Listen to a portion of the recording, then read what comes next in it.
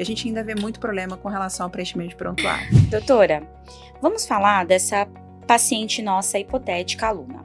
Ela fez uma ovarioesterectomia, uma cirurgia de rotina. Semanas depois, essa tutora, ela aparece na clínica muito irritada porque a aluna está com deiscência de sutura.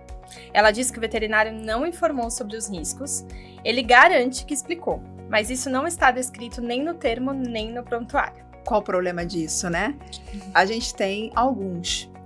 De maneira bem sucinta, o médico veterinário, ele precisa entender que o prontuário é um documento que precisa ser preenchido de maneira adequada.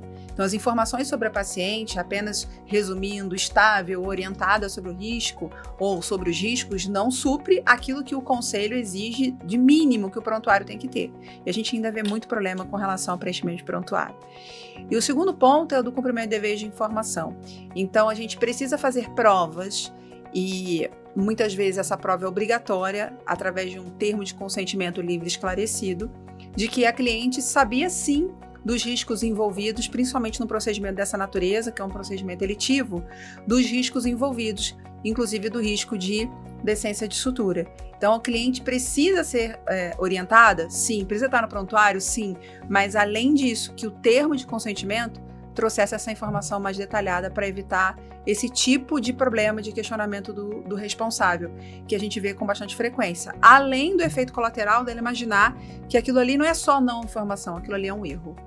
Complementando o que a doutora Renata falou, muitas vezes o veterinário ele acha que numa frase que está escrita no termo de consentimento, ele vai se proteger contra todos os eventos adversos que possam acontecer nesse procedimento eletivo.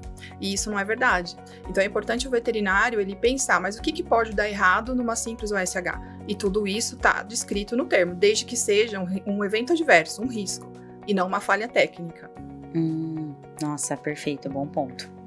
E quando um caso desse chega para análise, doutora Roberta, qual é a primeira coisa que você costuma avaliar?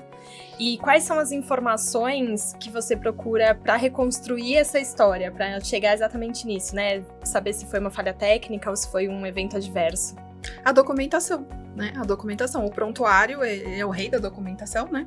E é nele que tem que estar descrito o que foi conversado, né? E a técnica que foi empregada naquele procedimento. Então, por exemplo, a gente está falando de uma deiscência de pontos. A gente precisa ter o registro de que ele orientou que, por exemplo, precisava usar uma roupinha, um colar, porque pode acontecer porque o animal lambeu, né? Então, se não tiver esse registro, aí fica mais complicado. Então, a primeira coisa que o perito vai pegar e vai se basear é no prontuário.